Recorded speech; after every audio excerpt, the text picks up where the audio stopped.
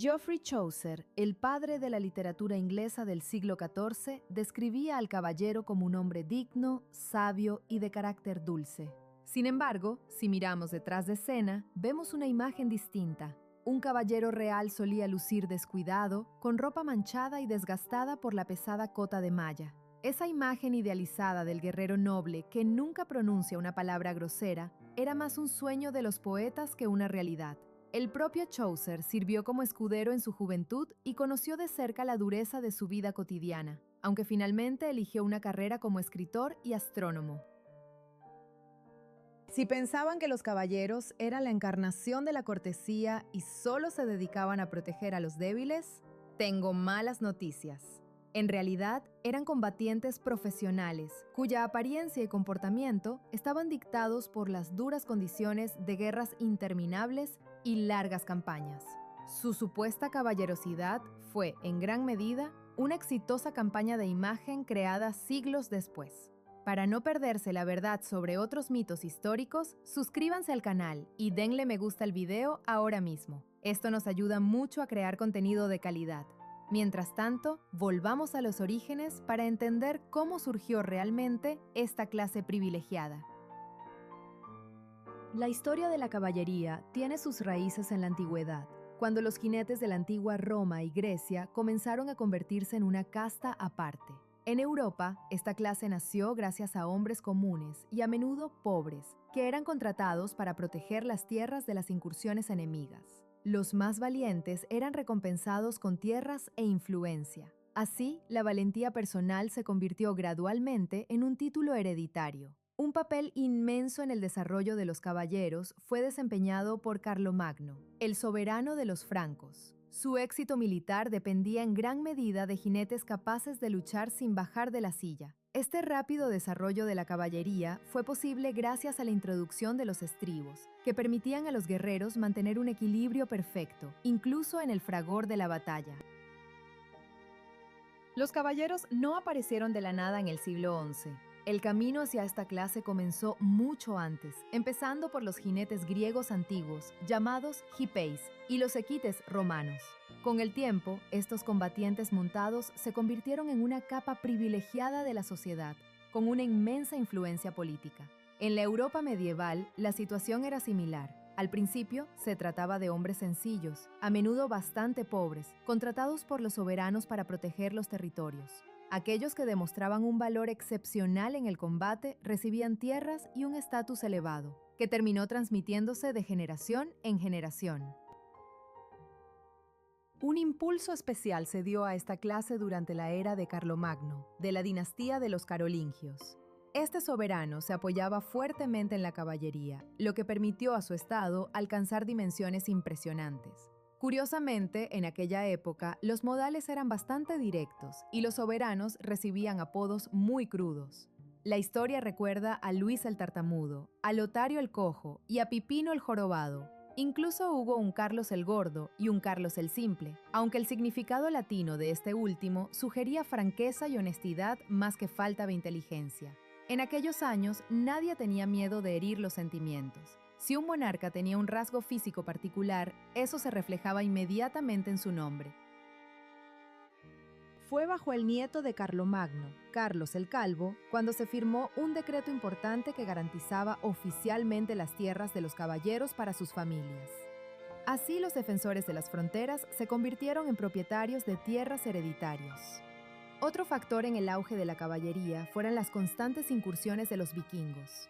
Para asegurar una protección de las fronteras las 24 horas del día, los monarcas daban tierras a los guerreros en plena propiedad, creando así dinastías enteras de defensores profesionales. Sin embargo, un título y tierras no bastaban para convertirse en una fuerza temible. El verdadero poder de estos guerreros fue aportado por una pequeña pieza de equipo revolucionaria, sin la cual habría sido imposible luchar eficazmente a caballo. En el siglo VIII ocurrió un evento en Europa Occidental que cambió para siempre la cara de la guerra. Estamos hablando de la aparición de los estribos, un invento simple pero genial venido de Asia Central. Sin este detalle es imposible imaginar el desarrollo de la caballería pesada. Fueron los estribos los que ayudaron al caballero a mantener un equilibrio perfecto durante las maniobras más difíciles. Cuando un oponente carga contra ti con una lanza y las flechas vuelan hacia tu rostro, permanecer en la silla sin un reposapiés confiable es casi imposible. Gracias a esta novedad tecnológica, el guerrero adquirió la capacidad de usar ambas manos para el combate, transformándose en una especie de vehículo blindado vivo. La caballería de Carlomagno se convirtió en una fuerza invencible precisamente porque los jinetes podían ahora asestar golpes devastadores mientras prácticamente se volvían uno con su caballo. Fue una verdadera revolución en la física del combate. Toda la inercia del animal al galope se transfería ahora a la punta de la lanza. Con su pesada armadura de varias decenas de kilos, un caballero se volvía casi invulnerable para la infantería de la época. Sin embargo, toda la sociedad tuvo que pagar un alto precio por esta superioridad militar. Fuera del campo de batalla, estas máquinas de guerra perfectas se convirtieron en un problema serio. Cuando los combates activos se calmaban, los defensores de ayer, que poseían una fuerza física inmensa y un hábito de violencia, se volvían totalmente incontrolables. La rudeza, la crueldad y una falta total de disciplina en tiempos de paz obligaban a los señores y a la iglesia a temer seriamente por su seguridad. Esta potencia militar perfecta exigía reglas de comportamiento estrictas. De lo contrario, estos gigantes de acero habrían podido destruir la sociedad misma que debían proteger. Al principio, los caballeros estaban muy lejos de la imagen romántica que conocemos. En esencia, eran combatientes mercenarios cuyo comportamiento a menudo provocaba horror. En cuanto subían a un caballo con su equipo pesado, estos hombres se transformaban en una fuerza abrumadora que no conocía la piedad. En tiempos de paz, su agresividad se extendía a menudo a su entorno, incluyendo a los civiles. El clero de la época incluso los llamaba siervos de las fuerzas oscuras en lugar de defensores del trono. Los caballeros podían ser extremadamente groseros y crueles con aquellos que se encontraban más abajo en la escala social. Fue el deseo de las élites de protegerse a sí mismas lo que llevó a la creación de un código de conducta. Fue un intento de domesticar a guerreros peligrosos y asegurar el buen funcionamiento del ejército. Sin embargo, las historias de nobleza absoluta deben tomarse con precaución. La mayoría de los relatos de héroes sin miedo y sin tacha fueron creados por poetas que nunca participaron en batallas. En realidad, la cortesía se manifestaba solo hacia las personas nobles, mientras que la gente común a menudo se enfrentaba a la violencia. Incluso en el fragor de las campañas militares, los caballeros cometían actos rudos, especialmente hacia los extranjeros. Con el tiempo, la relación entre los guerreros y la iglesia se fortaleció, lo que se volvió particularmente visible durante las cruzadas. El enfoque religioso ayudó a dirigir su energía salvaje hacia un canal organizado. Para disciplinar finalmente a los guerreros y resaltar su estatus, comenzaron a surgir sociedades exclusivas. Una de estas organizaciones de élite se convirtió en la más prestigiosa de la historia inglesa, y su creación está vinculada a una historia romántica y un poco divertida que involucra la jarretera de una mujer durante un baile. Las órdenes de caballería nacieron de una alianza poderosa entre la iglesia y los guerreros. Organizaciones como los hospitalarios o los caballeros teutónicos perseguían inicialmente el objetivo de proteger a los peregrinos y liberar tierras. Sin embargo, la más legendaria y prestigiosa fue la muy noble Orden de la Jarretera, fundada por Eduardo III a mediados del siglo XIV. Su aparición está rodeada de mitos románticos. Según la leyenda, durante un baile con el monarca, la condesa de Salisbury perdió una parte de su atuendo, una jarretera, lo que provocó las risas de los cortesanos. El rey la recogió y pronunció la frase convertida en lema: «Vergüenza para quien piense mal de esto». Desde entonces, este adagio en francés decora el escudo de la orden. Este grupo exclusivo no puede contar con más de 24 miembros, sin contar al monarca.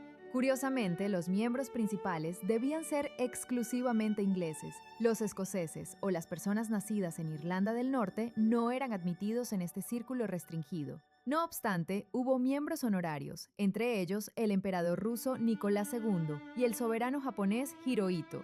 Este último fue despojado de su título en 1941, cuando su país entró en un conflicto mundial contra Gran Bretaña. Pero 30 años después, Isabel II restauró sus derechos.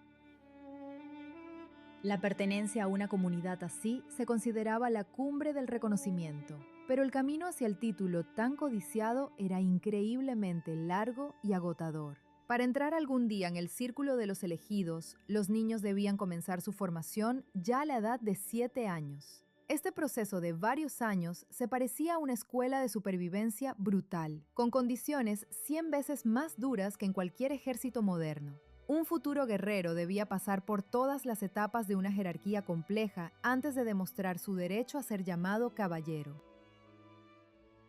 El camino para convertirse en caballero comenzaba a la edad de 7 años, cuando un niño recibía el estatus de paje.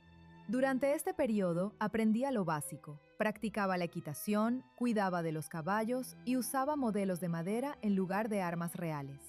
A los 14 años, el joven se convertía en escudero, y esta era quizás la etapa de formación más peligrosa y responsable. Un escudero debía no solo cuidar de la armadura de su señor, sino también acompañarlo en verdaderas batallas. Era el trabajo del escudero sacar a un caballero herido del combate, lo que a menudo resultaba en el fallecimiento del asistente en el campo de batalla antes incluso de haber recibido su propio título.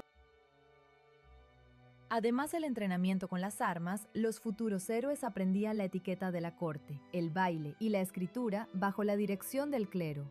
Había que ser capaz de expresarse con elocuencia en francés y latín, bailar y mantener conversaciones sofisticadas para no pasar vergüenza ante el monarca.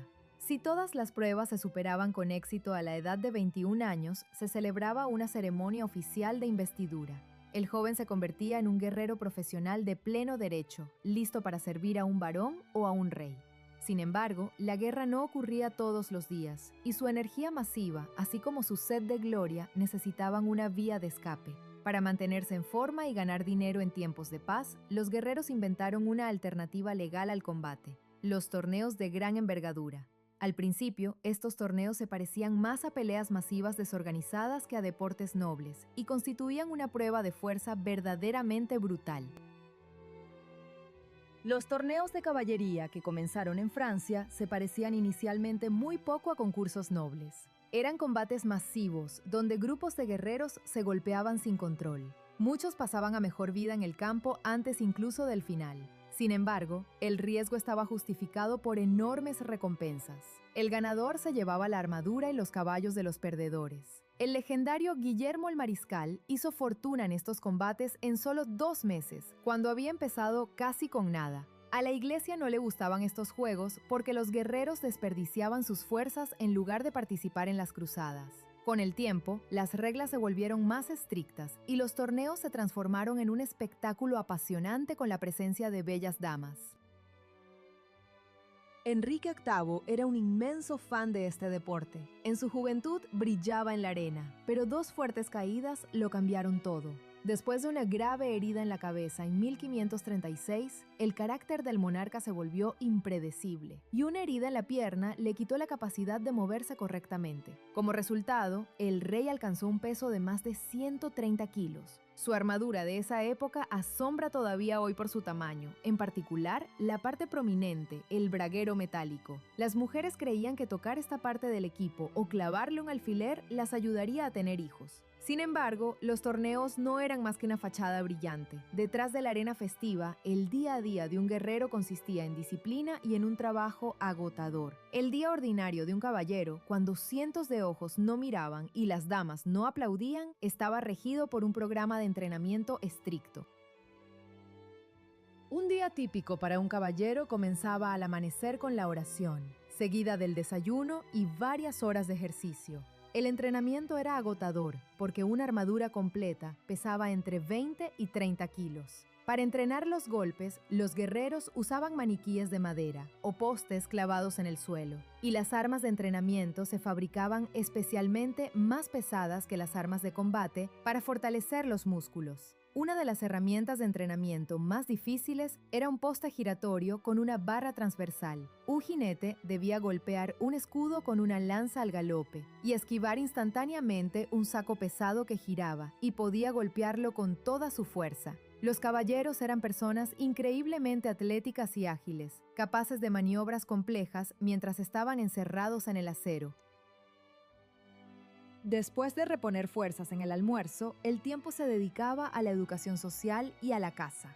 Los tutores enseñaban a los guerreros a expresarse correctamente en francés y latín, a bailar y a mantener conversaciones dignas. La caza servía de excelente entrenamiento, ayudándoles a mantener su vigilancia y su precisión en cualquier entorno. Por la noche, el caballero asistía a festines en la corte, donde la música y la vida social terminaban su día. Antes de acostarse, seguía otra oración. Era una vida de disciplina estricta y trabajo físico que los convertía en la verdadera élite de su tiempo. Fue una edad de oro, pero, como todas las cosas grandes, la caballería comenzó a desvanecerse cuando la pólvora apareció en el campo de batalla, cambiando las reglas de la guerra para siempre. El ocaso de la era de los caballeros fue inevitable debido al progreso tecnológico y a los cambios en la sociedad. La primera y principal razón fue el surgimiento de los ejércitos regulares. Se volvió más fácil reclutar soldados comunes y su formación masiva era mucho menos costosa y más rápida para el Estado. El segundo golpe mortal fue el desarrollo de las armas de fuego. La pólvora y las balas cambiaron el juego en el campo de batalla para siempre, ya que el plomo atravesaba fácilmente la protección en la que los jinetes confiaban antes. La tercera razón fue el abandono gradual del feudalismo. El mantenimiento de guerreros pesados profesionales se volvía demasiado costoso financieramente, y la práctica fue finalmente abandonada. Los caballeros que quedaron se convirtieron en cortesanos o ocuparon puestos elevados en los nuevos ejércitos regulares, utilizando la experiencia de sus antepasados. Pero aunque la era de las armaduras de acero pasó hace mucho tiempo, su recuerdo perdura. La caballería se transformó en leyendas, películas y nuestras ideas modernas de honor. Hoy, el concepto de caballero o gentleman tiene su origen en los códigos creados hace siglos. Ser un caballero hoy en día no es ser capaz de llevar 30 kilos de hierro, sino que es ante todo demostrar nobleza interior y actos honorables. Gracias por seguir esta inmersión en la historia hasta el fondo. No olviden suscribirse y darle me gusta al video para no perderse las próximas investigaciones. Si quieren aprender todavía más datos interesantes, 2 videos estupendos han aparecido en la pantalla en este momento. Uno sobre los secretos ocultos de los reyes y el otro sobre los detalles de la vida cotidiana de una persona común en la Edad Media. Elijan el que quieran y hagan clic. Ambos son muy interesantes. Soy Eva Carter. Nos vemos en el próximo episodio. ¡Hasta pronto!